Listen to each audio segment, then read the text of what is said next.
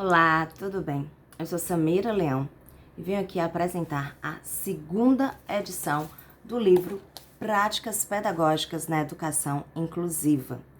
Um livro maravilhoso para capacitação de educadores que trabalham com crianças atípicas, com alunos atípicos, bem como toda a equipe multidisciplinar que auxilia o professor nessa jornada, nessa caminhada com os alunos atípicos. Bom, esse livro também é destinado a quem trabalha com pessoas atípicas. Não necessariamente o educador, mas um terapeuta e toda a equipe multidisciplinar. Esse livro também é destinado aos pais, aos responsáveis por essa criança atípica. Afinal de contas, toda a sociedade precisa estar preparada para a inclusão. Então, nada melhor do que uma capacitação para que a gente possa estar ciente do que está acontecendo na nossa realidade. E esse livro vem fazer exatamente isso. Ele vem trazer para você o histórico da deficiência, como tudo começou, como as pessoas com deficiência eram tratados, o que é deficiência, a ideia de exclusão, segregação, integração e inclusão. Como nós podemos fazer isso hoje na prática, a verdadeira inclusão? Nós trabalhamos as classificações da SM traz sobre as deficiências. Nós também trabalhamos as características de algumas deficiências, aquelas que nós encontramos com mais frequência dentro da nossa sala de aula. Lembrando que nós podemos encontrar todo tipo de deficiência, não apenas as citadas no livro. Porém, eu busquei as mais encontradas, tá certo? Eu busquei aquelas que a gente encontra com mais frequência, tá certo? A gente também trabalha a questão da família, a questão do luto. Como é importante a gente respeitar o luto dessas famílias, pois afinal de contas, a morte não é apenas a ausência da vida, mas a morte também significa a quebra de um sonho, a quebra de um projeto, algo que foi tão sonhado pela família, que foi tão planejado e que não vai se realizar, ao menos do jeito que a família pensou, tá bom? Então, aqui eu falo sobre essa questão dos processos pelo qual a família passa até chegar à aceitação de que ela tem um filho com algum tipo de deficiência, com algum tipo de transtorno, tá certo?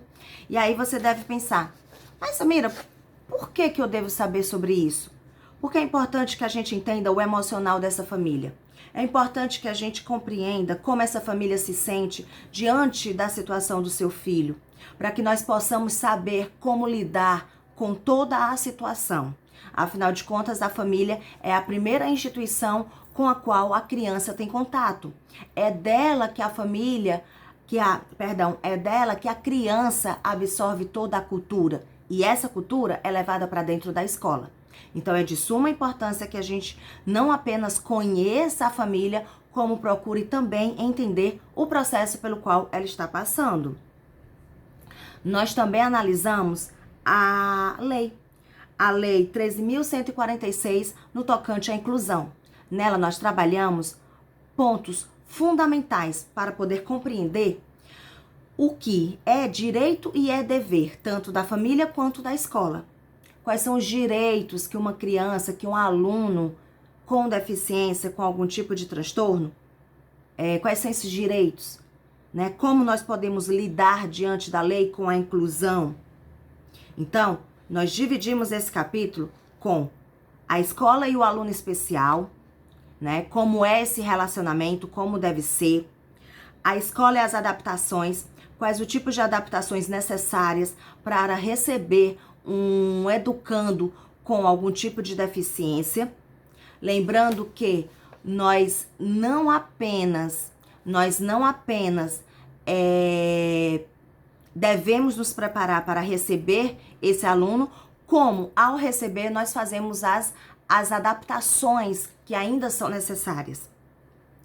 A educação especial na regulamentação da lei, né? Como é que acontece essa educação especial dentro do ensino regular, porque lugar de criança, de aluno com qualquer tipo de deficiência é dentro da escola e não fora dela, tá? Então, como a educação especial, ela pode adentrar o ensino regular e a visão, né, da inclusão no tocante à estrutura física. Afinal de contas, é importante que a escola esteja preparada fisicamente para receber qualquer tipo de aluno. E quando nós adaptamos a escola para um aluno atípico, nós também estamos preparando para um aluno típico. Então, não é só para o atípico, tá? As rampas na inclinação adequada, o corrimão, piso tátil, o tipo da calçada, o estacionamento, dentre outros aspectos, é de suma importância para todo tipo de alunado, tá certo? Nós também falamos aqui sobre a parceria entre a família e a escola. Afinal de contas, nós não podemos separar a família da escola. É uma parceria que vai durar toda a educação básica, tá? É muito importante, é fundamental que a família reconheça o quanto a sua participação contribui na aprendizagem do seu filho, da criança pela qual ela é responsável. Assim como é importante que a escola também perceba que essa participação é importante e que nós devemos estar em constante contato com essa família e não apenas no momento em que nós vamos passar alguma crítica, algum ponto negativo, alguma indisciplina, mas também para elogiar, para apoiar, para oferecer qualquer tipo de aparato que seja compatível com a competência da escola, certo? Nós aqui também falamos sobre a experiência que a escola tem vivido sobre inclusão. Como tem sido essa experiência, como a escola percebe a inclusão, o que ela acha sobre a inclusão e o que ela tem feito sobre a inclusão, certo? O olhar do professor, a visão do professor diante da inclusão.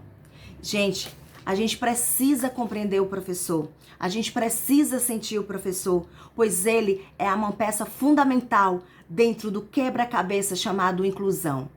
Ele precisa estar capacitado, ele precisa estar saudável emocionalmente para lidar com a inclusão. E ele precisa amar a inclusão. Ele precisa compreender que a inclusão não é apenas uma obrigação da lei, não é apenas algo que a lei impõe, mas é algo social, é algo pelo qual nós vamos passar toda a nossa vida, né, lidando dentro e fora da escola. Então, a inclusão, a educação inclusiva é uma realidade e nós não podemos mais fugir dela. Pelo contrário, nós precisamos buscar cada vez mais capacitação para saber o que melhor oferecer a esse tipo de alunado, certo?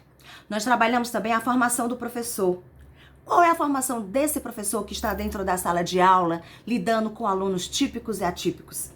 Quais são as capacitações adequadas para os professores que estão lidando com a inclusão? Então, nós precisamos cuidar do nosso professor, nós precisamos cuidar do nosso educador que está nessa linha de frente em relação à inclusão. Nós também falamos sobre a postura do professor diante da inclusão, como o professor deve agir, como ele deve se portar diante da inclusão, o que ele deve saber sobre a inclusão, quais são as capacitações mínimas que um professor deve ter para estar dentro da sala de aula e se relacionar não apenas com os alunos típicos, mas também com os atípicos. Afinal de contas, nós temos dentro da nossa sala de aula uma heterogeneidade imensa em relação a isso. Nossos alunos são diversos e cada um é singular, cada um é ímpar e nós precisamos saber como nos relacionar com cada um deles, dando a atenção devida a cada um deles, sem privilegiar um e deixar o outro de lado. Nós fizemos um estudo bem interessante sobre a inclusão, sobre como o professor percebe a inclusão, sobre o que a escola oferece para ajudar, para auxiliar esse professor em relação à inclusão, sobre relacionamento, escola, família, dentre outros assuntos. Como esse livro está na segunda edição, nós renovamos essa pesquisa. Nós fizemos essa pesquisa novamente e tivemos uma outra visão. Nós tivemos respostas totalmente diferentes. E aqui eu não vou dar spoiler não, tá? Você precisa ler o livro para você saber como era o pensamento do professor e como está esse pensamento agora. Como era a capacitação do professor e como está sendo agora, tá certo? Então, lê o livro que você vai ficar maravilhado com tudo que anda acontecendo nesse mundo maravilhoso que é a inclusão. Nós fizemos um panorama na educação inclusiva, explicando o que é essa educação inclusiva, como ela deve ser, quais as ferramentas necessárias para que nós possamos realizar uma educação verdadeiramente inclusiva. E nós fizemos uma análise bem sucinta, bem resumida da BNCC, para que você saiba quais são os tópicos principais que a BNCC traz para a nossa educação. Porque quando nós vamos fazer as adaptações, e aqui nesse livro nós falamos sobre adaptações, nós precisamos fazer essas adaptações em consonância com a BNCC. Nós não podemos esquecer do que ela diz. E não é porque nós estamos nos relacionando com alunos atípicos que nós vamos deixar a BNCC de lado. Ao contrário, nós vamos oferecer aos nossos alunos atípicos a mesma capacitação que nós oferecemos aos típicos, porém com as adaptações necessárias para que eles tenham o desenvolvimento pleno e igualitário. Afinal de contas, quando nós falamos sobre inclusão, nós falamos sobre igualdade, nós falamos sobre equiparidade. E é preciso que nós que trabalhamos com educação estejamos preparados, estejamos de coração aberto a fazer a inclusão como de fato ela deve ser. Nós precisamos de capacitação, nós precisamos de mais informação para que nós façamos uma educação verdadeira, uma educação que vá favorecer os nossos educandos a serem cidadãos plenos, maduros e saudáveis e pronto para o mercado de trabalho. Bom, eu espero que você tenha gostado do livro Práticas Pedagógicas na Educação Inclusiva, pois ele foi feito com muito carinho, com muito amor, e eu tenho certeza que você vai amar esse livro assim como eu. E eu não falo porque eu escrevi não, viu? Eu falo porque ele foi feito de coração e ele foi feito baseado em autores renomados. Ele foi feito baseado na minha experiência como educadora, como neuropsicopedagoga, como terapeuta e como uma pessoa que defende a inclusão, como uma mediadora da inclusão. Então eu espero que você aproveite tudo aqui que está escrito e junto comigo faça uma igualdade nessa sociedade. Faça a diferença nessa sociedade.